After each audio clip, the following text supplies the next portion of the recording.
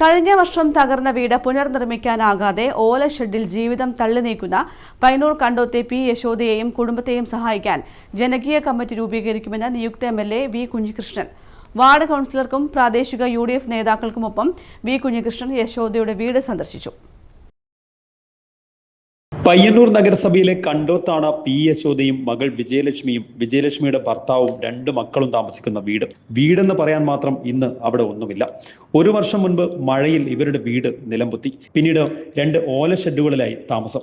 നിയുക്ത MLA V കുഞ്ഞികൃഷ്ണന്റെ നേതൃത്വത്തിൽ ഇന്ന് വീട് സന്ദർശിച്ചു. അടിയന്തരമായി ഇവരെ വാടക വീട്ടിലേക്ക് മാറ്റാനും ജനകീയ കമ്മിറ്റിയുടെ നേതൃത്വത്തിൽ പുതിയ വീട് നിർമ്മിച്ചു നൽകാനും നടപടിയെടുക്കുമെന്ന് വി കുഞ്ഞികൃഷ്ണനും വാർഡ് കൗൺസിലർ VKP ഇസ്മായിലും കണ്ണൂർ വിഷ്ണുവോട് പറഞ്ഞു.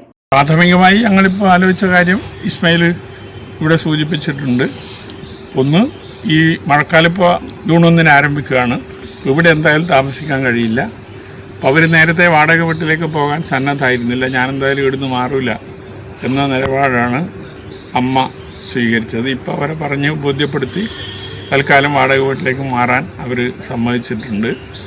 ഇപ്പോൾ വാടക വീട്ടിലേക്ക് മാറ്റി ഇവിടെ വീട് പുനർനിർമ്മിക്കുന്നതിന് വേണ്ടിയുള്ള ഒരു ശ്രമം നടത്തുക എന്നുള്ളതാണ്. അതിനൊരു ജനകീയ കമ്മിറ്റി കൗൺസിലർ മുൻകൈ എടുത്തുകൊണ്ടൊരു യോഗം വിളിച്ചു ചേർത്ത് അതിലെ വീട് നിർമ്മാണത്തിന് വേണ്ടിയുള്ളൊരു ജനകീയ കമ്മിറ്റി ഉണ്ടാക്കി അതിൻ്റെ പ്രവർത്തനവുമായി മുന്നോട്ട് പോകാനാണ് ഇപ്പോൾ ഞങ്ങളിവിടെ വന്നതിന് ശേഷം ഒരു ആലോചന നടത്തിയിട്ടുള്ളത്.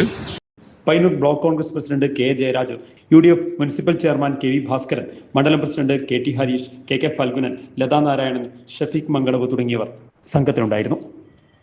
News bureau, Payyanur.